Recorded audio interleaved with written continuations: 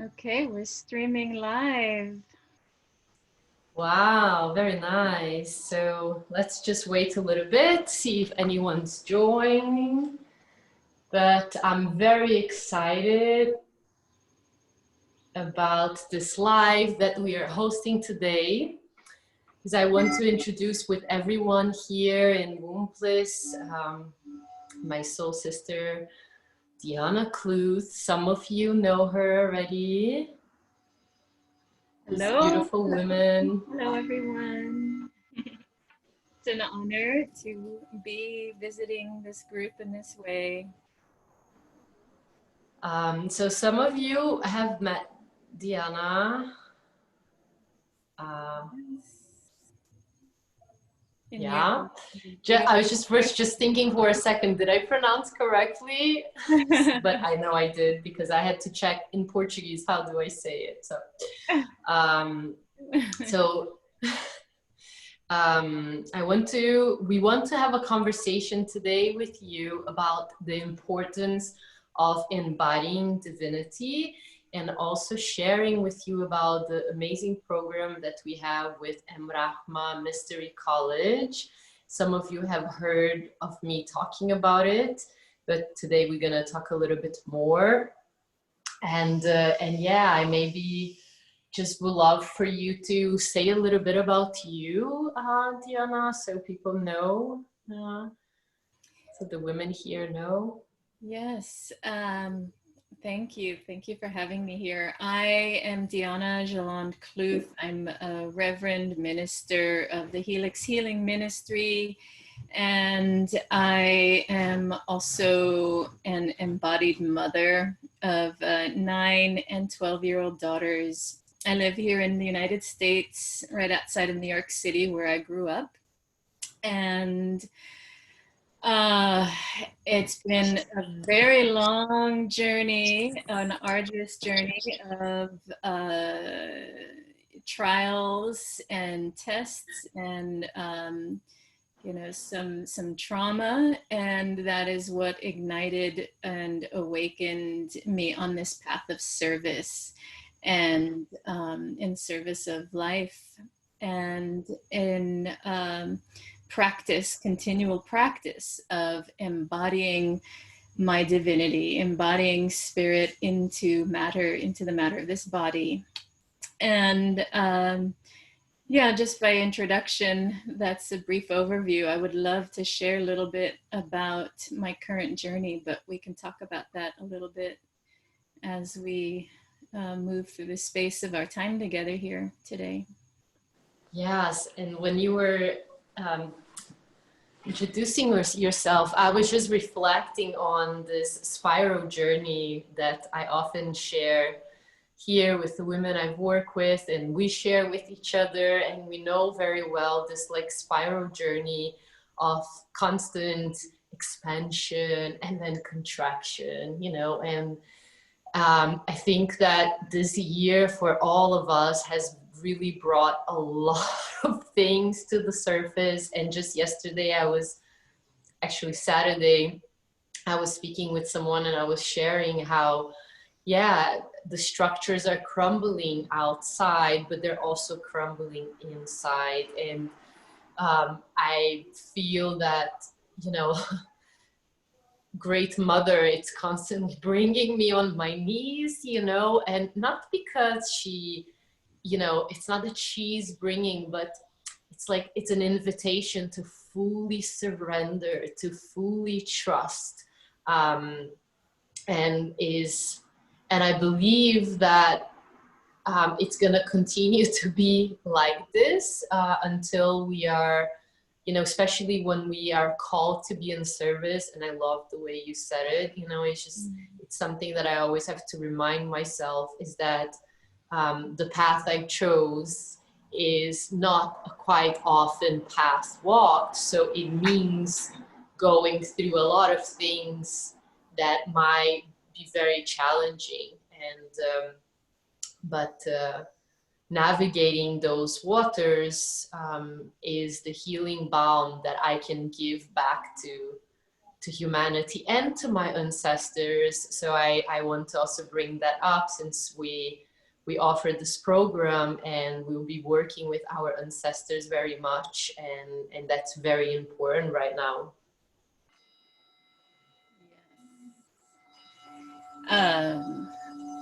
Yeah, speaking of ancestors and connecting to the ancestors and spirit for guidance and Great Mother, um, that that is what I keep coming back to.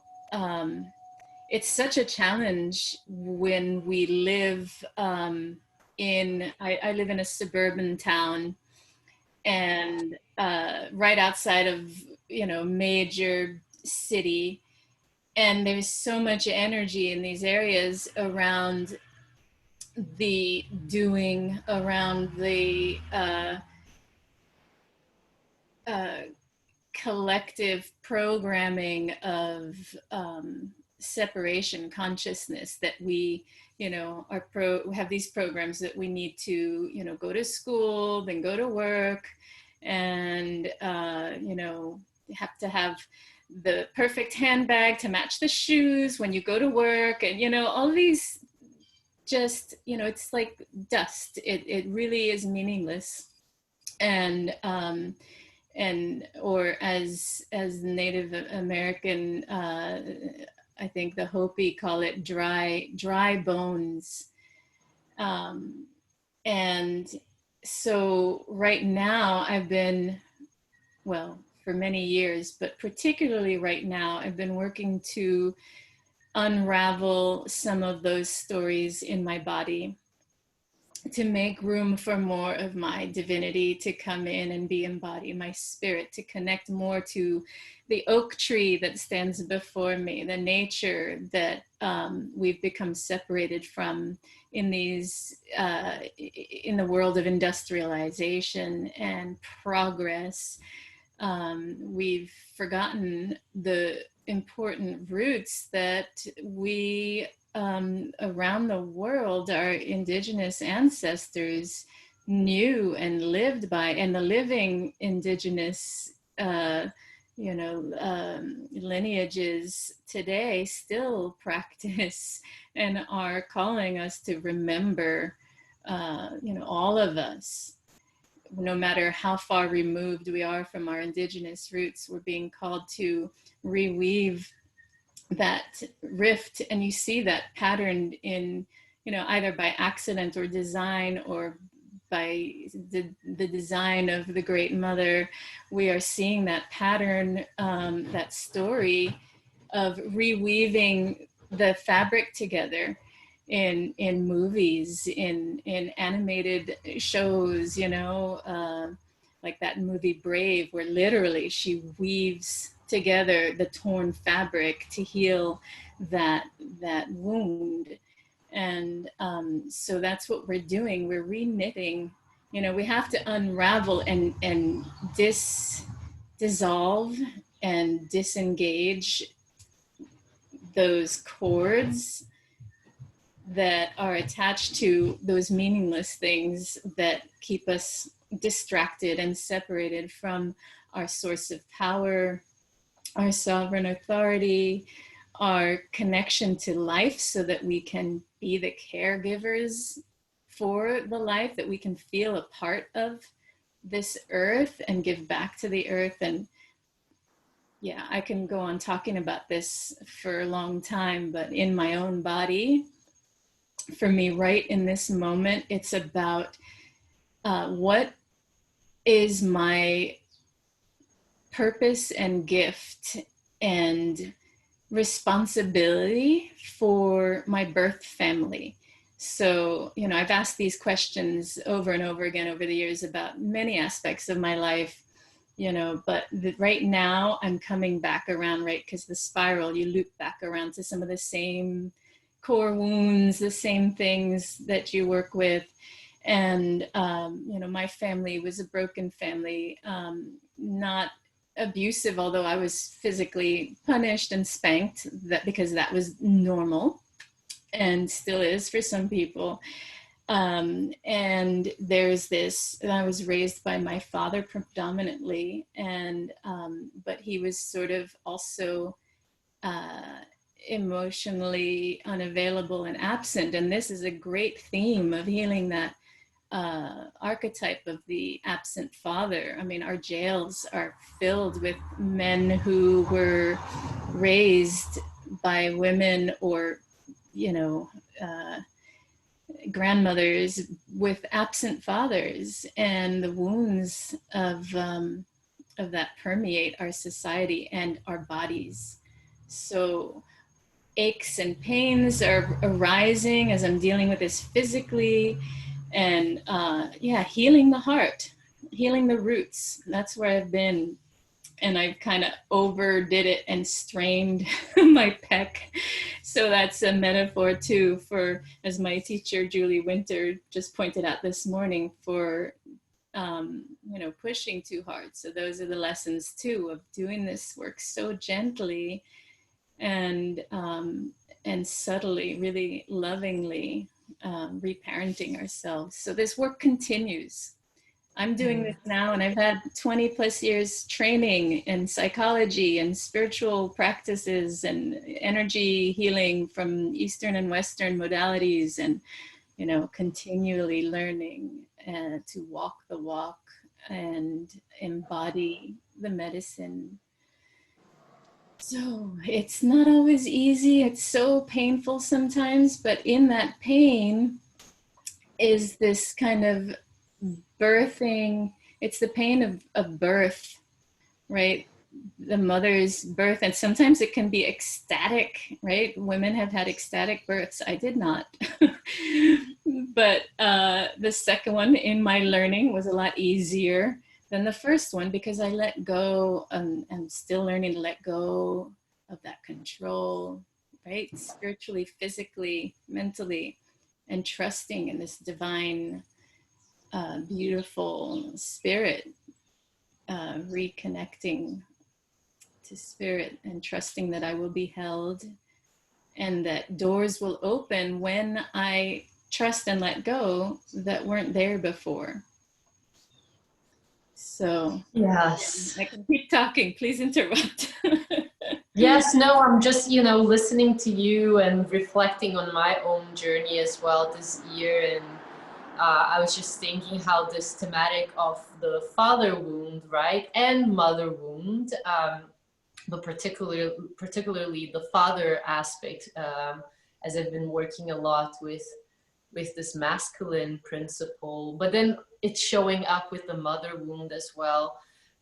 So I guess, the embodying divinity, it's also about, the inner marriage of the masculine and feminine, which is something that I've been working for years as well, and it's like this year, or since I've returned from Egypt, from the Magdalene pilgrimage last year in December, I think 2 days after my return, I had a talk to my ex-partner, and I was like crying for 2 days, like on my birthday, I was like crying the entire day.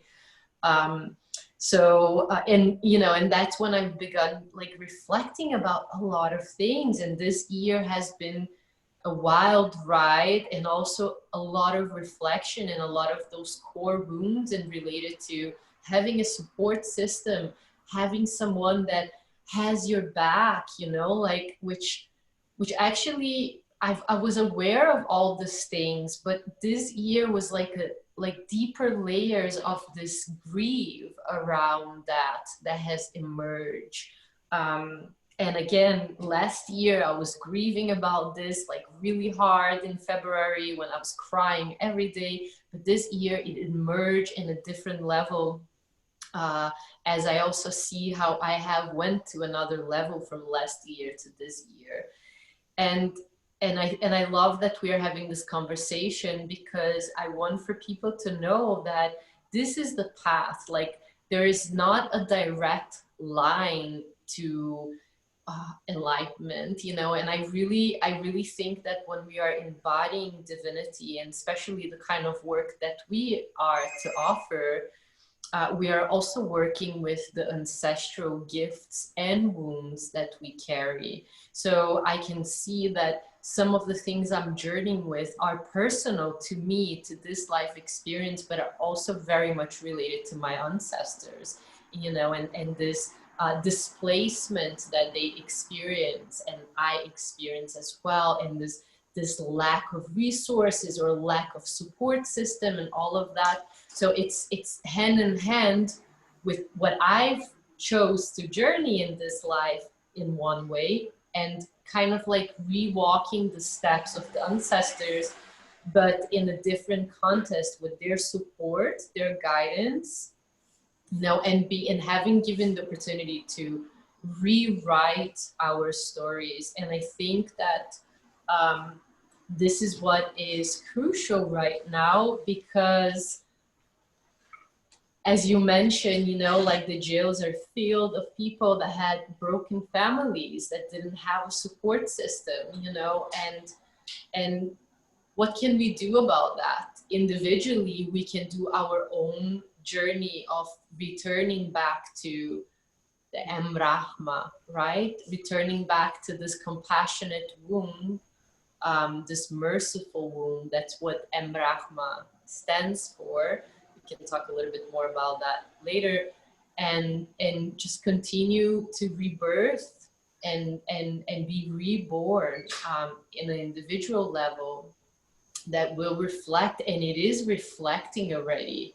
Because what happened this year with this virus has shown us, or at least has shown me, that more and more people are also waking up and not agreeing with everything that they're told, you know. So I can see from the last 10 years that consciousness has risen, you know, a lot for the last 10 years. So more and more people are understanding things, or are open to speak about things that maybe in the past they were not. So yeah, now you can interrupt me.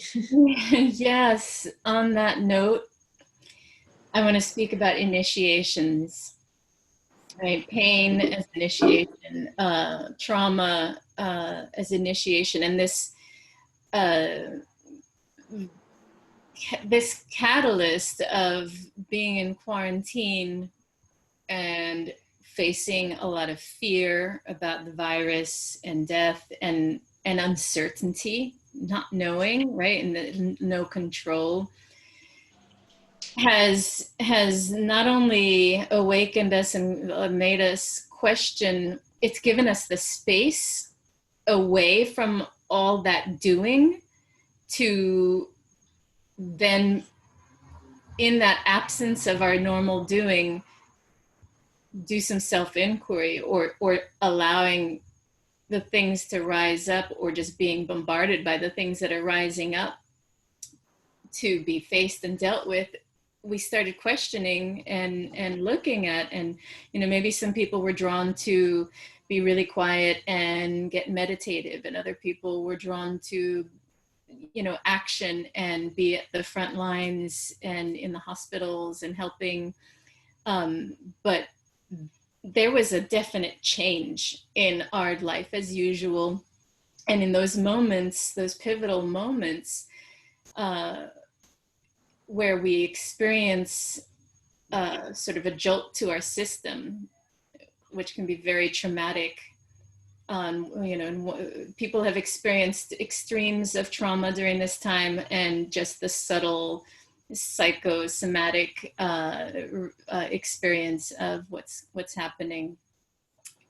In those moments, we are catalyzed into a new, like you called it, level of consciousness. So those edges of pain where we feel like we're going to be annihilated, or just the end of the world is coming, or we've physically been wounded. That was my catalyst about 27 years ago.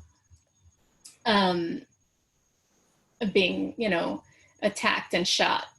And, you know, so it can be a very physical, visceral experience, whether you're physically being attacked or this elusive unknown virus, you know, and fear, and the media is propagating all this fear as well. I mean, this has been a huge psychological shift for us and catalyzed us. But that threshold where we meet another edge of pain that, you know, in the past, especially as a child, we've been unable to tolerate the pain of a trauma, so we compartmentalize, freeze that, push it down to survive and get on with our lives. But now, you know, as adults, those come up again when we re-experience some trauma or fear, right? It's a layer upon layer of all these somatic memories in our body. And the invitation is that, again, as my teacher Julie Winter told me this morning, the pain that surfaces now is, you know, if it's a deeper layer of pain, it's surfacing now because we can tolerate it, right? We've become more resilient each time.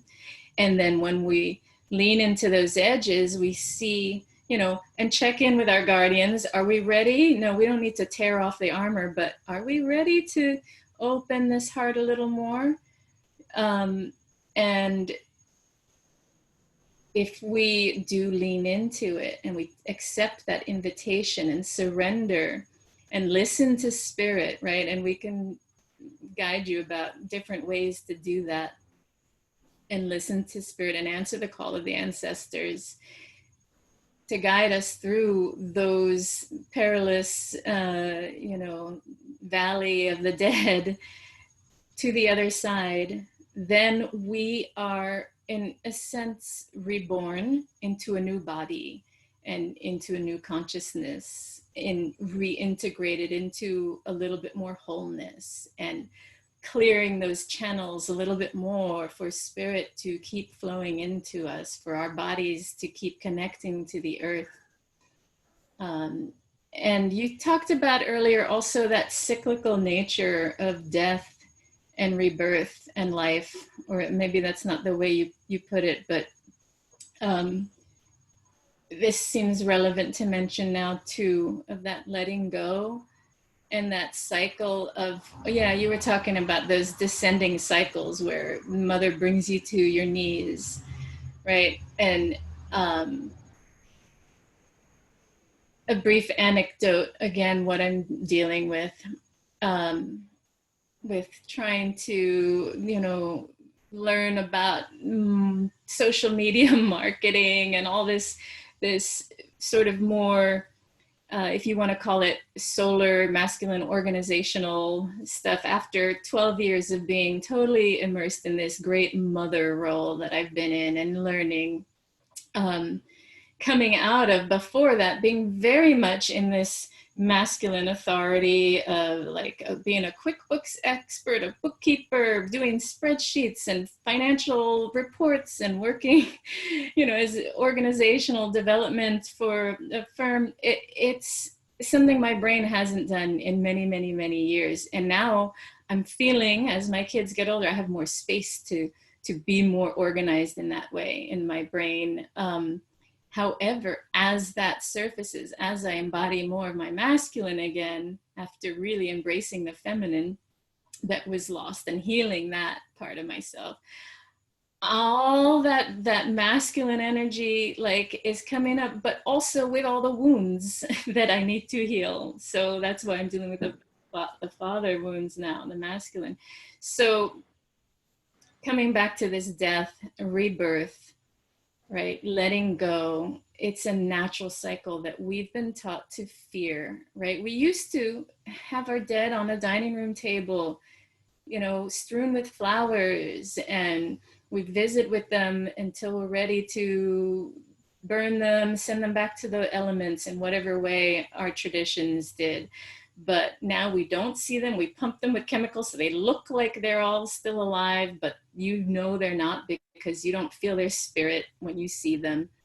And there's a fear of death. And as Charles Lawrence, a great shaman who I sat in on a Zoom conversation in with yesterday, said, like, he's got death medicine and he's almost excited about death, but only he's like talking about his last breath, you know. It's like the breath of life. Let's live that every moment. But in every exhale, we die, right? We breathe, we live, and we die. And if we embrace the cyclical cycles of nature, I mean, where I live, we have the leaves that turn and fall and decay. I mean, everywhere there's a cycle of life, of decay.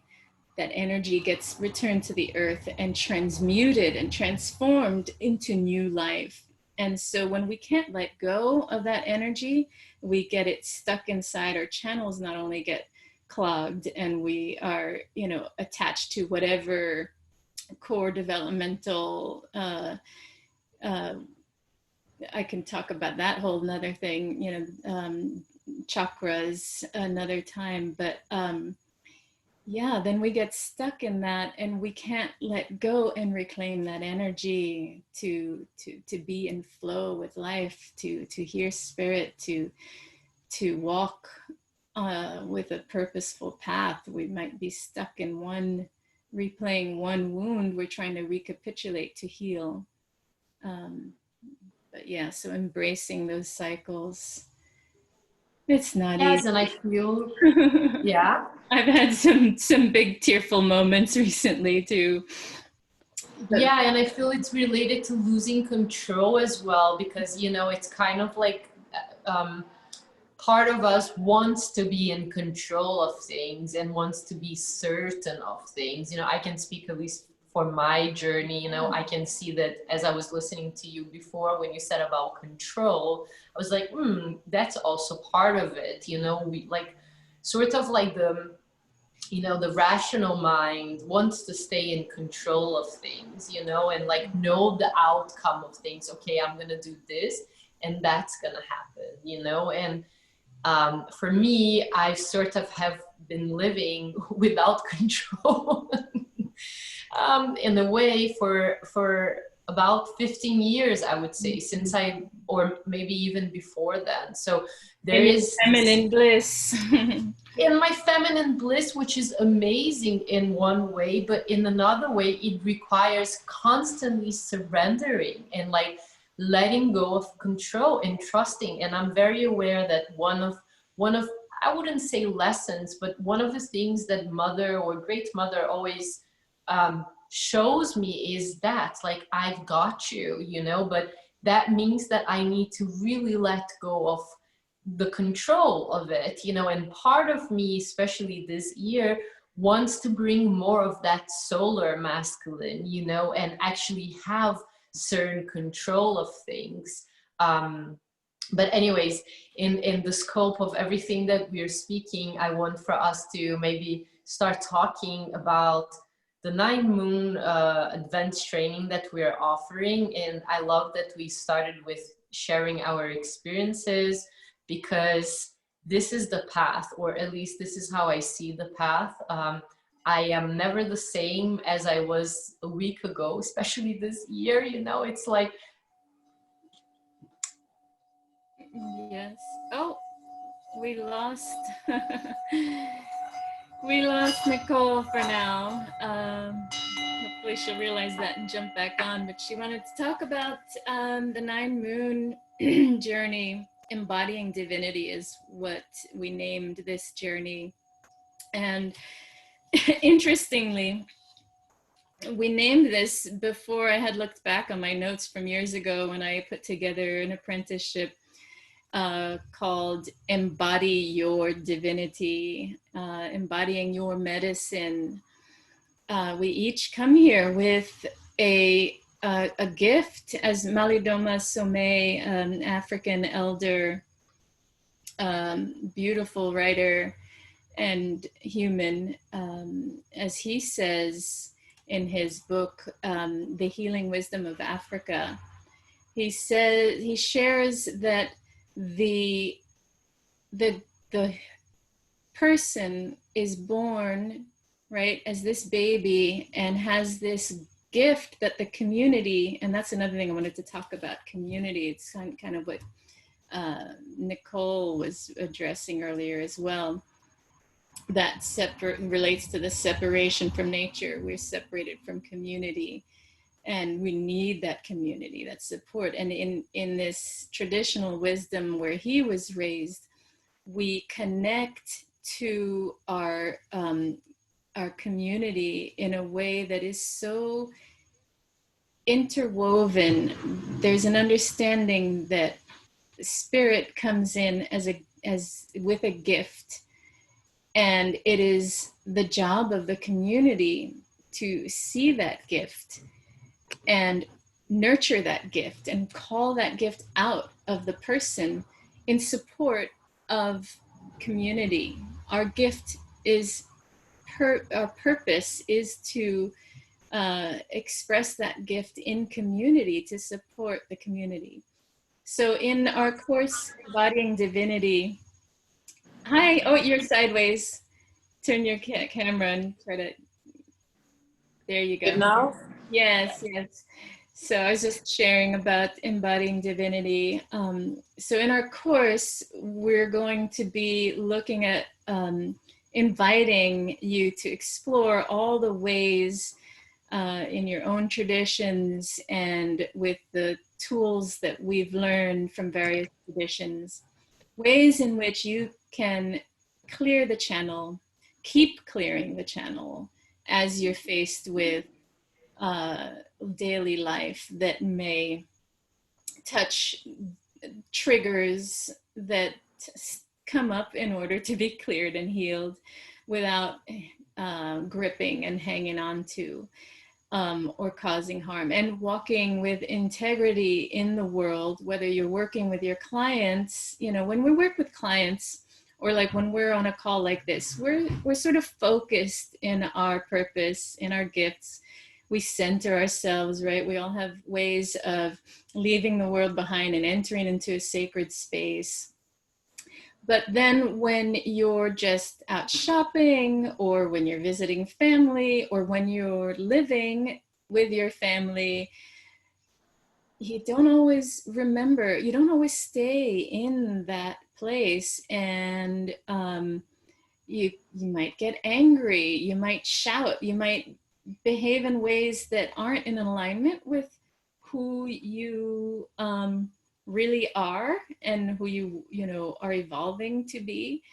And then you can get self-judgmental and stuck in those spirals, those introjected judgments that came from society or your parents or teachers, right? And you think that it's just you talking. You don't even realize you're saying that until you slow down to look, and you're like, oh, you break it down and you realize I'm responding this way because, you know, and be a detective going back and back and back. And then you hear, oh my goodness, I've been saying this about myself, and then acting it out on another. So this is the mystery of unraveling that mystery, reintegrating those parts, releasing the parts that don't belong to you, sending it back with love to source, to Mother Earth, to the people they belong to, with love, right? Not with resentment and hatred. And clearing those channels to keep embodying your divinity. As we said before, this spirit that descends and flows down into this body is a continual cycle of breathing and exhaling, and this pulse of life, and accessing all these energy centers within us and awakening them, clearing them of all the muck of the conditioning. So it is an ongoing spiral, and that's the purpose of this course, is to share this this healing, this call to heal and fully come into our being, on incarnated in these bodies, able to experience ecstasy and bliss, as well as the pain and the history of stories that, you know, we want to unravel and create new stories. So we'll be taking us through some very deep journeys, some deep spirals, some that you may be familiar with from womb awakening or other psychospiritual training or energy work that you've had. But to revisit that again and really slowly held in this beautiful womb field, um, working together to create the future we want to see in the world, to build community, to be accountable in community to each other. And as we embody who we are meant to be and really getting at those details, you know, not overlooking, you know, leaving no stone unturned, really, whatever stone is ready to be lifted and exposed and revealed to get to that inner child, that experience, that deeper connection to spirit. That's what we'll be doing through a series of journeys and explorations and prompts and daily practices Crafts. and crafting, shamanic crafting. Yes. Yes, I like to say that that what I really love and appreciate of from the work that we've journeyed together with Womb Awakening, with Saren and Azra, and with the journey that we are weaving together and we're co-creating together, is this soft and gentle way of unraveling things and just really holding this container that whatever we individually are ready to work with. I mean, I just would like to share that, because when I've started my womb awakening journey, it has taken me some like one journey particularly related to my birth. It has taken me like 3 apprenticeships for that memory to re-emerge, you know, and I feel that nowadays we might have a lot of different practices or different teachings available that are promoting like instant, you know, resolution, which yes, some things can give us instant resolution, and no doubt about that. You know, there are things that, you know, if we begin just, I always say that if we begin to descend, you know, our awareness into the womb space, yes, you instant begin to build a relationship with your womb. But when working in a gentle way, it takes, you know, it's the body or the emotional body, you know, all the energetic body takes time to open to that it's ready to heal. And it's important that I see this for my personal journey, but also for the work that I've been offering. It's very important to hold this container in a soft and gentle way, instead of pushing to heal something that maybe we're not ready for it, you know, and then maybe might create, you know, not a major trauma, but it might create more issues than solve issues, you know. So with our program, we are weaving deep practices, but always in this field of gentleness. So whatever anyone that will be joining is ready to open, you know, that's what you're gonna experience. So there is no pushing, there is no force into opening. There is just a gentle field of EmRahMa. And of course, that's the field that we are working with. And I think we both have been, you know, since we have committed to birthing this together, we both have been journeying with it, you know, and in different ways. And in fact, a couple of days ago, I was really reflecting, you know, the moment that I actually received this name EmRahMa and what has begun to unfold for me since I've actually decided to move forward. And yes, you heard me before how grateful and how blessed I feel to be, you know, weaving that with you. But so And yeah, just to wrap it up here, the more I reflect about what is happening in the world, my role into, or my sacred work, my soul purpose, the more I think about this, the return of womb consciousness. You know, it was the term that I heard while studying with the founders of Womb Awakening, Sarah and Azra. And when I heard that term, I was like, okay, yes, that's what I'm here for. You know, womb consciousness. I've started studying consciousness when I was 16, so that's almost 20 years ago, you know. And I was like studying consciousness from a scientifical and like psychological approach. And, you know, I love it. And then that led me to study psychology. That then led me dropping out of psychology to continue my studies from a non-academic way, because I've already knew that, you know, there was more to it, right, than psychology at the time was offering.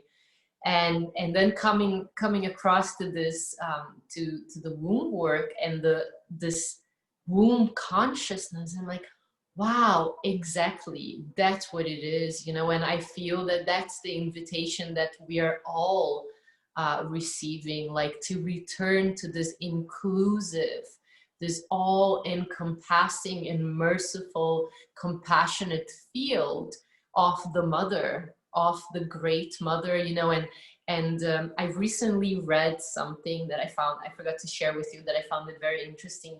How about if, you know, it wasn't patriarchy that actually suppressed, you know, the feminine, but that the goddess decided to take a break and she actually took a descent. She descended into the underworld in order to renew herself, you know, and then come back again. And it was written in a very beautiful way. And I was like, wow, that's a very interesting approach.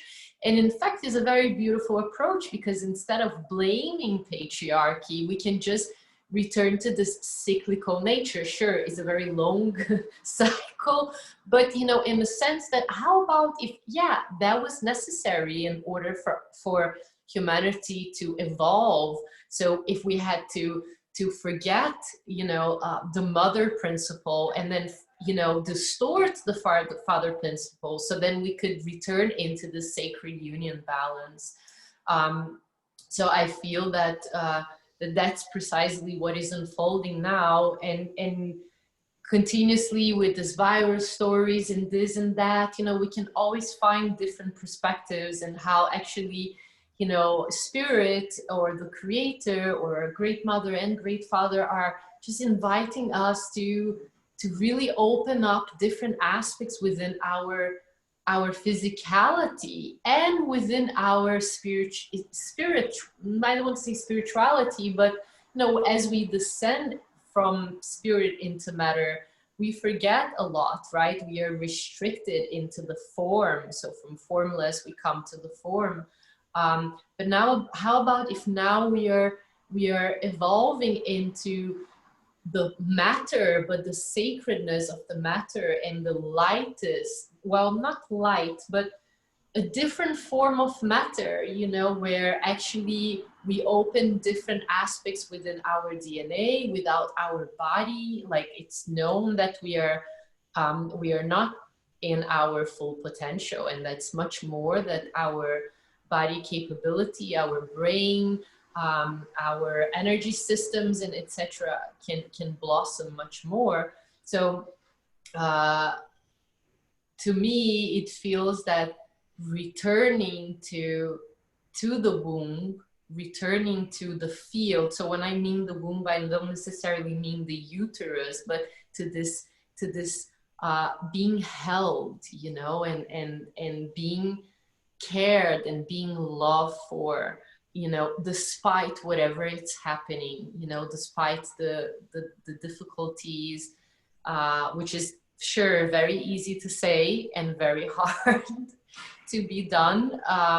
But the more we return to this place, and the more we actually also descend from the mind to the body, we stop those, you know, mental loops and narratives, and we actually tap into a bigger force that our body knows it, our body has the memory for it. But because we are constantly conditioned, and I'll finish with this, I say this also for myself, you know, I'm very, very much aware of the power of my body. You know, I'm very many times have this experience of actually descending to my body, and immediately all the narrative from my mind dissipates, you know, and it's like irrelevant because I can feel the strength, I can feel the support, but yet I'm still returning to that narrative in the mind. And it's like, yeah, I must say, as you were saying before, if you're living in the forest and you're only communing with nature and the animals and the elemental beings, then it's very easy to remain that. But as we are living or I will speak for myself, as I'm living the everyday life and everything that entails with the physicality, and I'm in a big city, I'm exposed to all sorts of thought forms and everything. Yes, I can sometimes get trapped into, and especially if I'm navigating through some wounds, then yes, indeed, I will go into that. Yeah, I just interviewed a spiritual elder, my teacher Susanna Tapia Leon, this week for my clinical herbalism homework class, and she was saying the same thing, you know, bumping up against judgment, or you know, whatever is the conditioning, and that's our continual work to do that deep listening. And yeah, so it doesn't, you don't arrive anywhere and then you are self-actualized. It's a practice. That's why they call it a practice. It's ongoing. We're ongoing, you know, we're living in this body on an ongoing basis until we're done and the journey continues. And so, Yes. oh, who said it? I am trying to remember. I don't remember, but if you think about it, if you believe in reincarnation, right? What we're practicing in this lifetime is after lifetimes of practicing and training. So, yeah. Oh, in that sense, also, you know, you said about the cycle of descending, mother descending, being a long cycle. In the, you know, Vedic scriptures, it's a blink of an eye. You know, the time is Yes. long, and what we're living is just blip, you know, and Exactly. and yeah, so that's interesting to ponder too. But these cycles of mythic proportions and archetypes, you know, they will be looking at all this in the training in embodying divinity, you know, at the archetypes and the dream symbols that we can look to decipher the mystery and integrate all of our spirit and realize how great and big and vast we truly are. That our form is not limited by the surface of our skin, as you probably all already know who are watching here. Um, but yeah, it's a practice, and we're going to keep practicing and learning together. Great. In closing, did you want to do a little a closing meditation? Yeah, let's just do a very short one, and maybe we can even weave together. Like I feel to just bring in this frequency of EmRahMa, and invite anyone that was with us here live or will listen to the recording to close your eyes. And please, Dhyana, just help me and weave along. So just close your eyes and begin to invite your breath and your awareness to descend down to your body. And with every exhale, let there be an audible sound vibration that is a mixture of giving life and releasing life from your body. And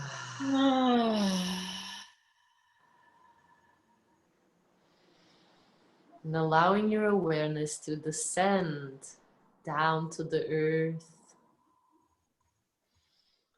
feeling the gravitational pull as you sound and release through your mouth. And just noticing what's coming up as you scan your body from head to toe.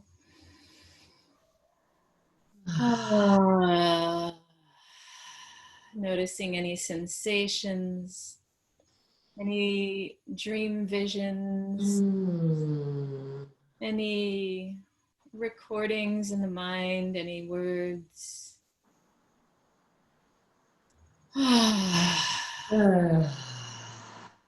This is the basic practice of meditating and self-awareness, breathing, observing.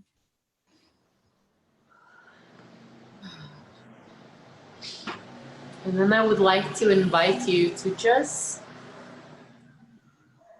bring into your awareness this safe container, this womb field that surrounds you as you continue to breathe and sound and feel your connection, feel the energy descending.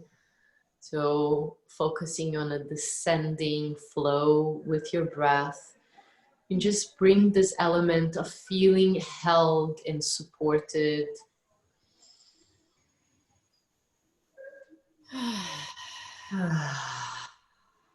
Let yourself be cradled by the sensation of this womb that holds you.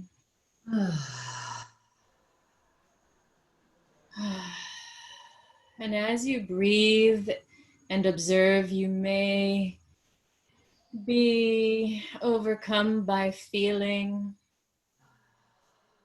Allow those feelings to surface.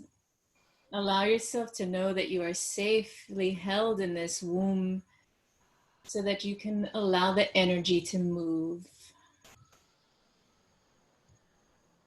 Allow whatever you feel to flow forth, whether it's a tantalizing, pleasurable sensation in your root,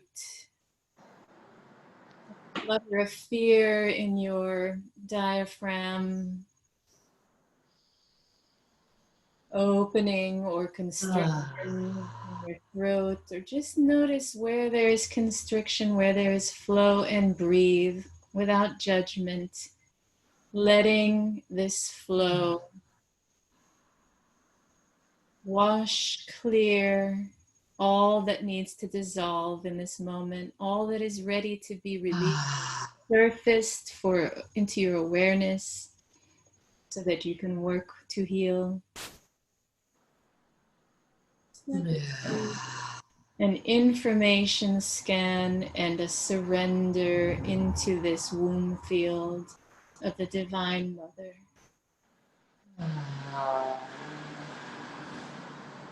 Always returning to your breath, descending and rooting into the earth,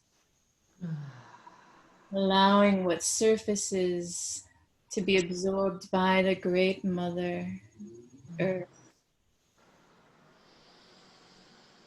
And breathing the energy that's been transmuted, breathing that back up from the earth through the roots into your energy body.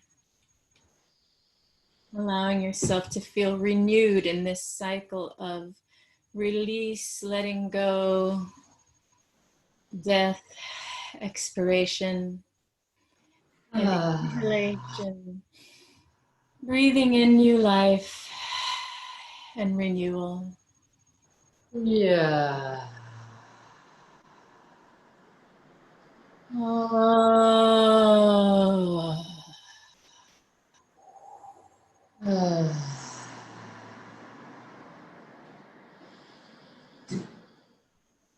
And then we can close it up with some EmRahMa sounding, and we can continue to feel this in-breath and out-breath, this renewal and release, breathing in the earth to the body and breathing out any tension. Just inviting this womb field to support you as you just connect with your breath and body. Shall we do together? Yeah.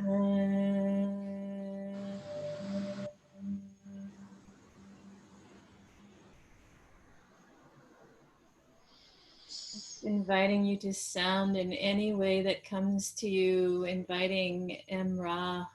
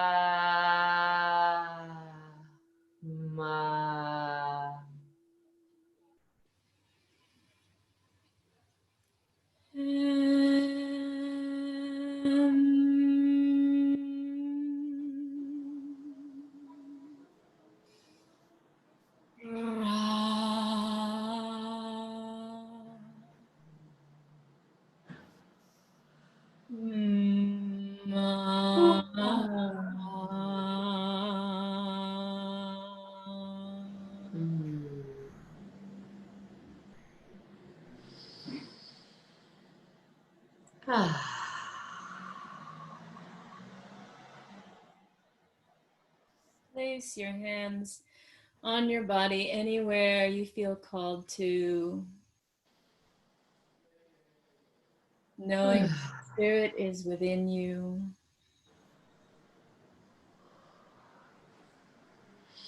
It's not somewhere outside of you. This longing for union, to connect with Spirit, this union of divine, masculine, and feminine, that alchemy happens within the crucible of your vessel. You are the cauldron. On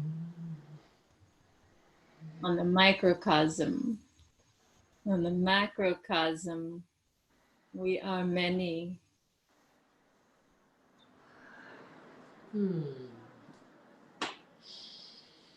So returning to this space and time, wiggling your fingers, breathing and feeling that pulse of life, expansion and contraction from the macro to the micro, all breathing and embodying divinity within you. Return to the here and now, space and time. Thank you for being with us. Thank you for inviting me to be here with you. Thank you for being here with me, and thank for everyone that was live with us. And we would love to hear any sharing, any insights, any questions. So feel free to post here, and we look forward to hearing from you. And we'll share any links in the comment to emrahma.com, EmRahMA.com, to learn more about what we've been talking about. Yeah, bring that oxygen, yawn, take a nap, go to work, and then take a nap, whatever we're doing, make a dinner, have some tea, and many abundant blessings on your journey, wherever and whatever you are doing. And lots of love. Lots of love. Bye. Okay, bye for now. Bye.